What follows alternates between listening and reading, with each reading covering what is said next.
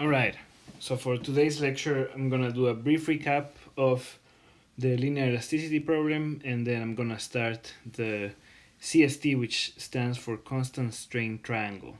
I'm gonna split the lecture in two parts. In the first one, I'm just gonna get up to the stiffness matrix of the constant strain triangle, and then I'm gonna leave the force vectors for the second part of the lecture.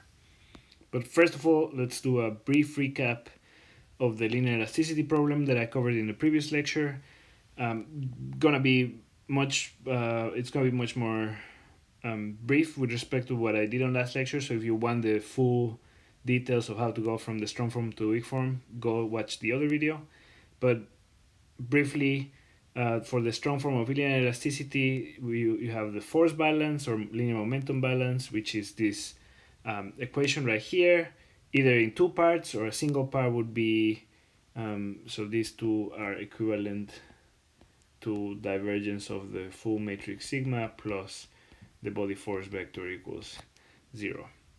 So this is just one problem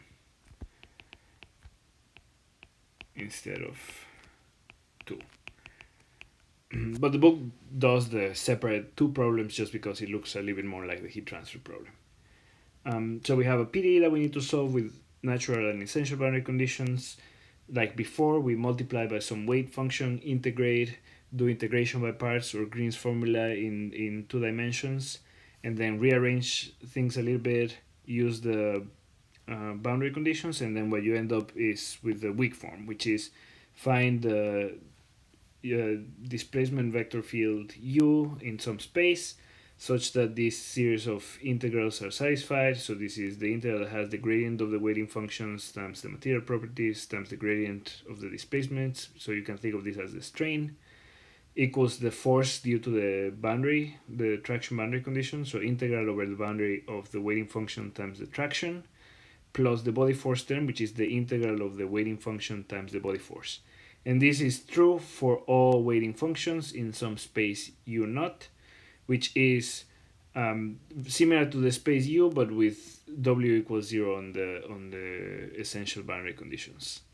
So the space u is just basically u is c0 or h1. You can think of this as roughly equivalent to c0.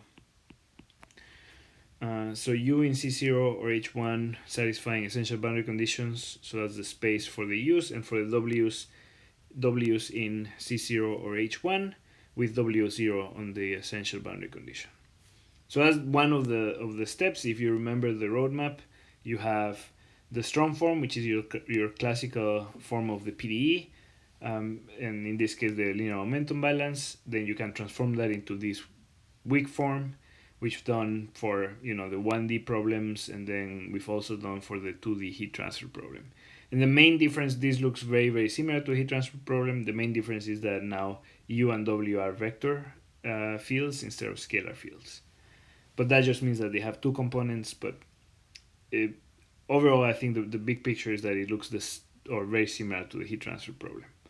So that's one part of the roadmap. Then the second thing that we need to do is to introduce the discretization, and to that we use the finite elements. And again, this is exactly the same that we had for the heat transfer problem. So if I zoom in on this one, we have elements made out of nodes. We have to number the nodes of the element. So these are the local node numbers. We do that counterclockwise. And then to every node, there is an associated shape function, and then there's also an associated degree of freedom. So in the displacement case, now, because we have 2 degrees of freedom, we have displacement in x and y, every node would have an x and a y component. Right, so u2x, u2y, u3x, u3y, and u4x, u4y. So given that we have the nodes, we can calculate the shape functions the same way that we did for the heat transfer problem. So the shape functions are really not the ones that are affected. The only difference here is that we have 2 degrees of freedom. So now when we do the interpolation, as we do it here, the displacement, we have to interpolate both the x component and the y component. And we use the shape functions, the same shape functions for both. For the x component, we get sum of the shape functions times the x component of the displacements at every node. For the y, we reuse the same shape functions times the value of the displacements in the y direction for each node. So it looks very, very much the same, just that we have x and y components. Then the other thing that we need in the weak form is the gradient of u, this gradient symmetric of u, which is the strain. And now if you put in a vector, it looks like this. So the first entry is the partial of ux with respect to x. The second one is the partial of uy with respect to y. And the last one, which is the shear strain, is sort of the mixed derivative. So it's the partial of x with respect to y plus the partial of the displacement y with respect to x. Again, here we just need to take derivative of our discretization using the shape functions. The nodal values are not functions of x or y, so those we don't need to take derivatives of. We only need to take derivatives of the shape functions. So at the end of the day, for example, the partial of uxe with respect to x is just the sum of the partial derivatives of the shape functions with respect to x times the x displacements of every node. And the same is true for the y and for the so for the second component of the strain, which is the strain y, or for the shear strain. Just replace the shape functions by the corresponding partial derivatives. So that takes care of the discretization of the displacement field using the finite elements and of the strains. And the same is true for the weighting functions. So the weighting functions would be also two components, wx, wy, and you would use the same shape functions for that. And then in the weak form, you can see that there's also the need for the gradient of the weighting functions. It looks exactly the same, just replace u's with w's, and it will look exactly the same. All right, so that takes care of the second part of the roadmap. So let me put it right here again. So we have a strong form, right, which is the classical form of the PDE, and we can transform that to the weak form, which is this integral form that we've seen many times. Then on the other hand, we have the discretization with shape functions and nodal values.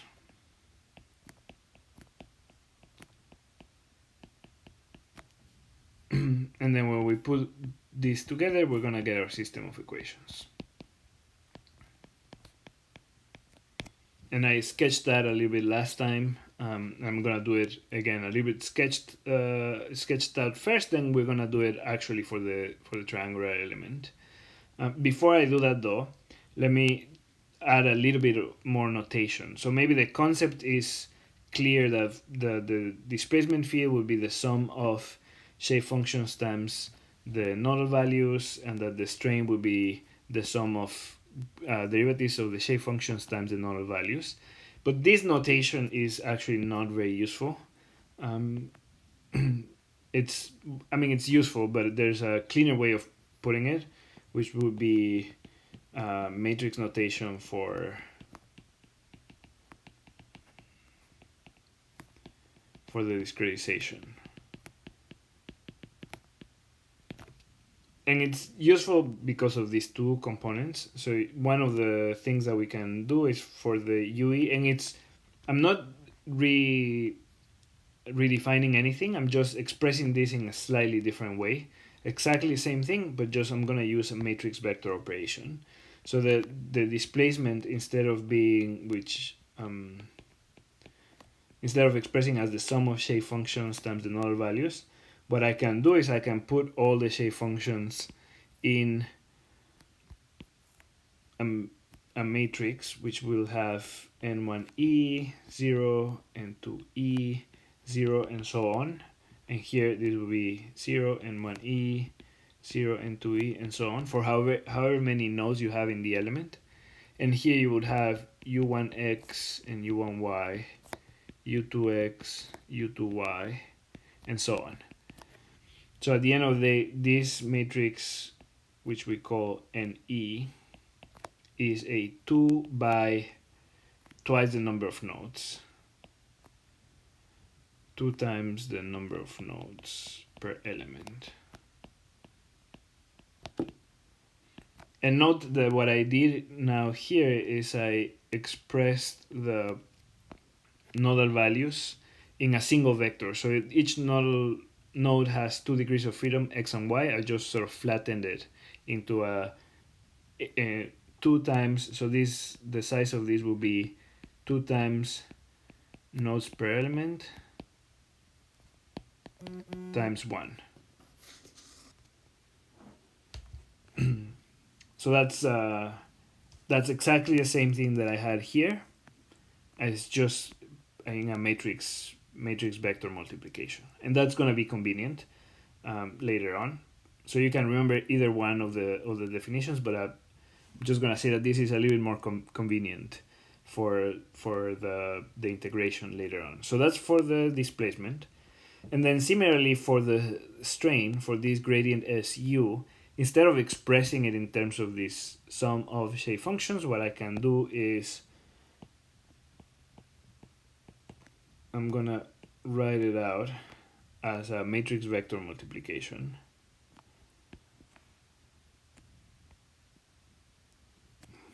So this one is gonna be the partial derivative of the first shape function with respect to x, 0, partial derivative of the second shape function with respect to x, 0, and so on.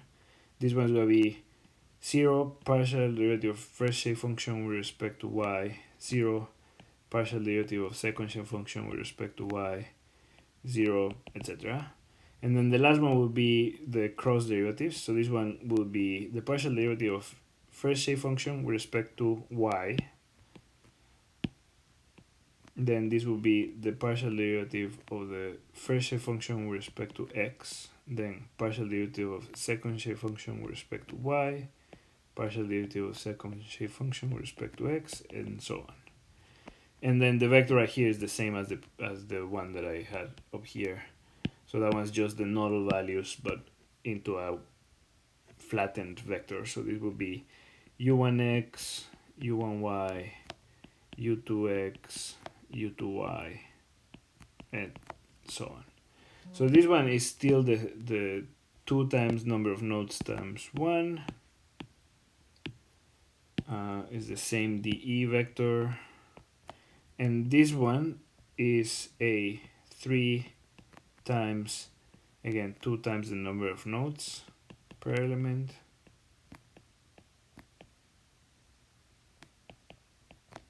And we call this the B matrix.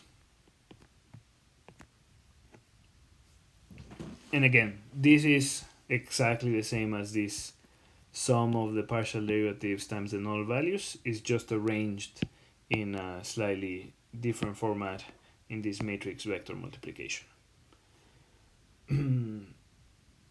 All right, so what happens if you have now this discretization, and now I'm actually gonna do this step. So now I have the discretization in terms of the shape functions and the derivatives of the shape functions. What if I put that into the weak form? And I'm gonna save you the intermediate steps, but when you put it into the weak form, then you get a definition for, so this first term right here will give you the stiffness matrix, this will give you a force vector, and this will give you another force vector. And that's also similar to what happened in the heat transfer problem. But I'm gonna skip some of the algebra, but if you put the discretization into the weak form, you get a definition for the stiffness matrix. So this K is the integral over the element of the B matrix transpose times D, where D has the material properties, and I'll come back to this in a sec.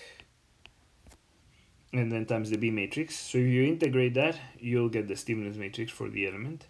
Then you get a force vector due to the body forces, and that one is the integral over the element of the matrix of shape functions times the force vector. Then you get a force vector due to boundary attractions, which is the integral over the boundary of the element that has a natural boundary condition of the shape functions times attractions.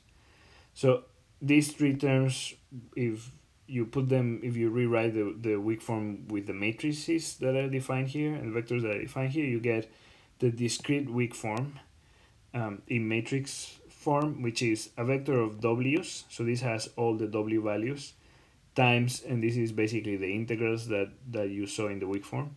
So the stiffness matrix times the degrees of freedom minus the force due to the body force minus the force due to the natural boundary conditions equals 0 for all w in the space u0. And so because this is satisfied for all w that are in the space that satisfies the not satisfied, but where the w is 0 at the natural boundary conditions, then that means that this inside of the parentheses has to be true, and that except for the nodes where you have the essential boundary conditions, and that's why you add this reaction. And so at the end of the day, the system of equations that you get is the one that we've seen all along. The stiffness matrix times the nodal degrees of freedom equals the force vector due to the body forces plus the force vector due to the attractions plus the reaction forces for those nodes where you have the essential boundary conditions. So hopefully that all made sense. And now what I want to do is I want to do it for the constant strain triangle. Before that, let me just say that this definition of the stiffness matrix and the force vectors is true regardless of what element you have. So this is always true. The stiffness matrix is the integral over the element of B transpose times D times B. What changes when you have a different element is that you will get a different B matrix or a different N matrix. But this definition is true for any element. And the B matrix, so for example, this definition of the B matrix, that's true for any element. It's just that depending on the element, you will get different number of shape functions and they will look a little bit different. But the overall definition is always exactly what you see on the screen. Same for the shape functions. You know, the actual shape functions change from element to element, but this notation is true for any element. You just have to stack the shape functions in this matrix.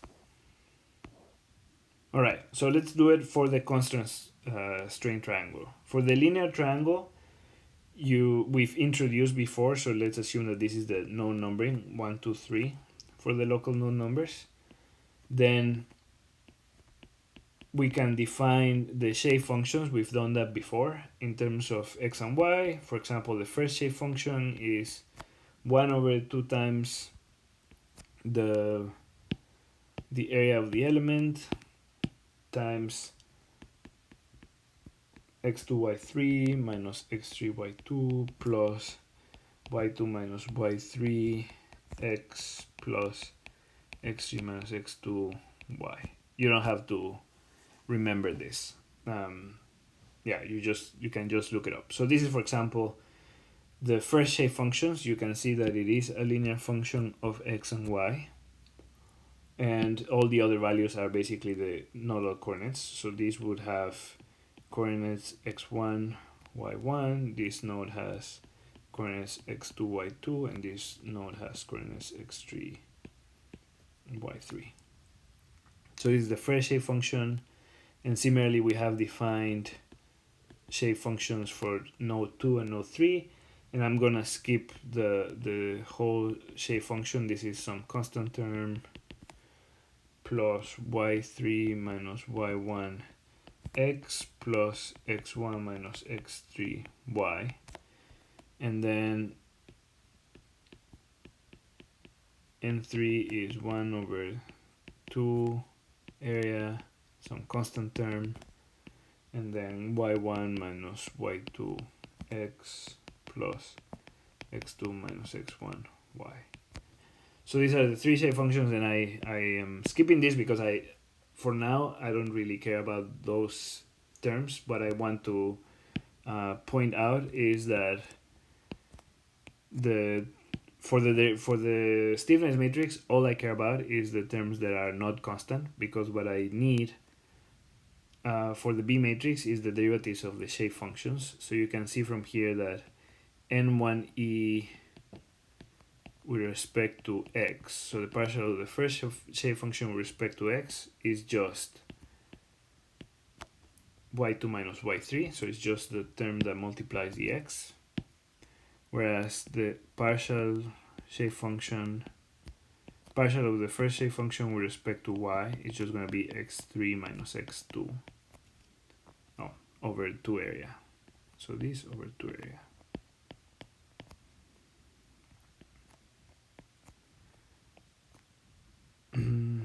For the second node, I have the shape function right here. As I said, because I didn't write out this term, but because it's constant and I'm taking a derivative, that will go to 0. So that's why I didn't write it out.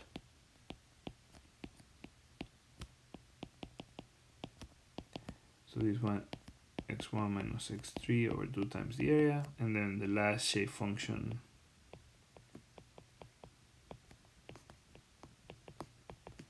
would be y1 minus y2, and then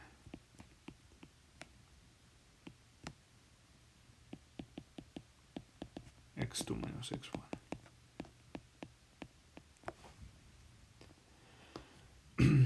So again, while the definition of the stiffness matrix and the force vectors is true for any element, if you actually want to code it, then you need to pick a specific element. Let's start with the simplest one, which is the linear triangle. For that, we have seen these shape functions before. They are linear in x and y. We can take the derivatives. The derivatives are all constant, as you can see here.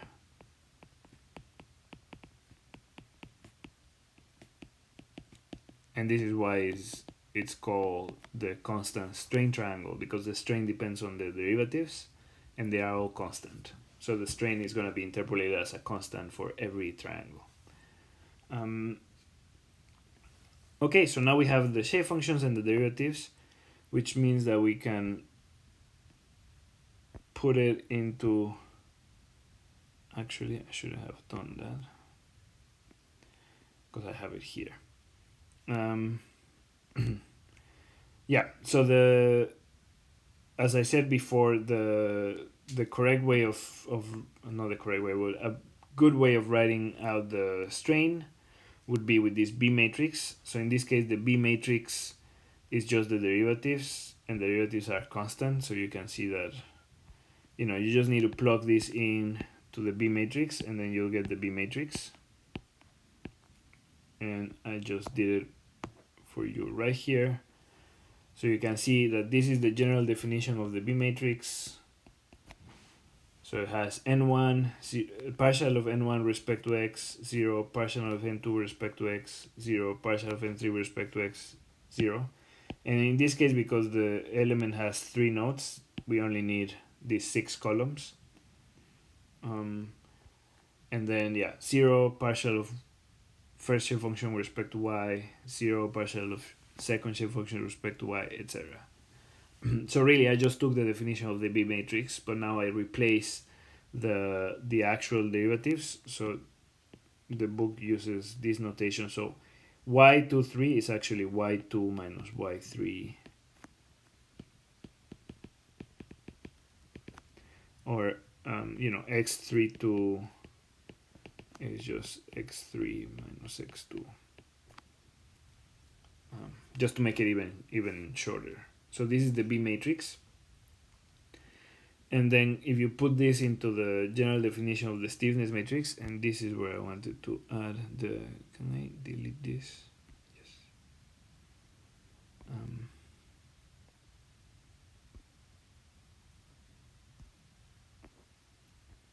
There we go. So now I have the B matrix for the constant strain triangle. I need to make this integral.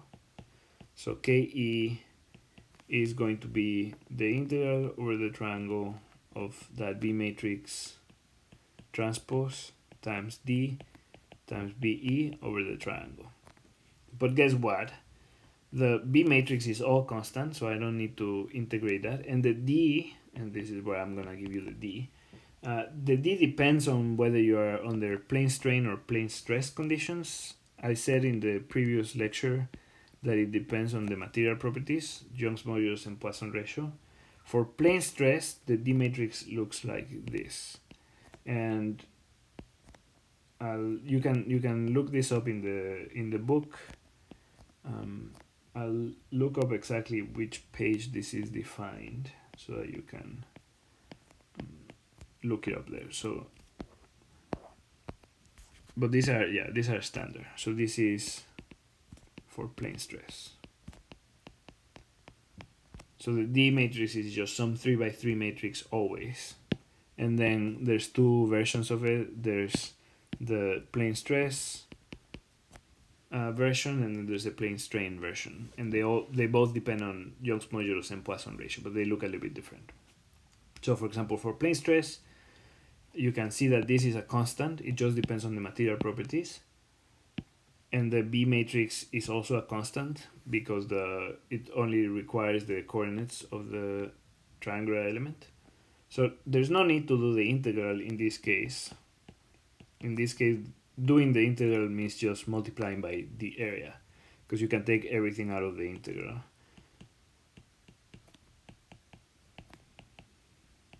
That's it. That's the integral right here.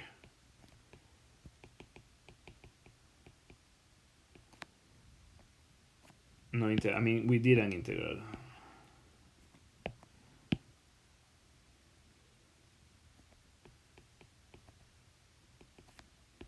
I guess I'll put in quotation marks. It's not real. We did an integration, but we just didn't have to do anything complicated. We just multiply by the area because everything was a constant.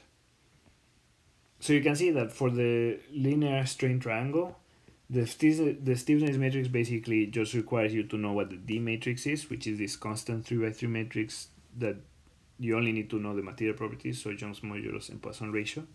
And this B matrix, which is the a constant over each triangle. In order to compute it, you do need the coordinates of that triangle, because you can see that this depends on the coordinates of the triangle and the area of the triangle, and that's it. And what is the size of this matrix? This is obviously a scalar. It's just the area. Remember that the B matrix, actually let me do this one first. So the B matrix is always 3 times 2 times the number of nodes per element. In this case, we have 3 nodes, so this will be 3 by 6. This is always 3 by 3.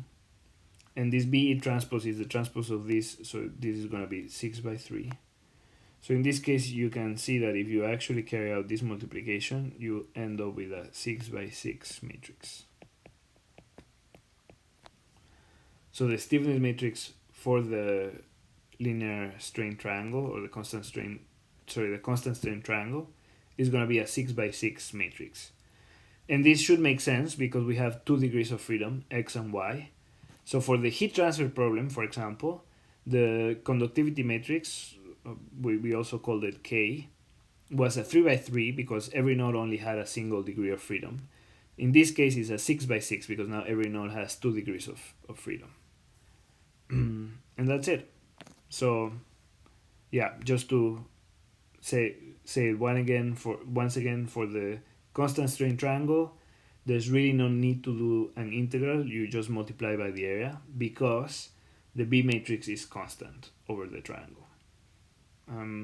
Yeah, and that's pretty much the only one that is where this is going to be the case. For any other element, you'll have to do the integral, but that's why we start with the constant strain triangle, because all you need to be able to compute the stiffness matrix is to compute this B matrix, which I can give you the recipe, and you only need to have the nodal coordinates for the triangle.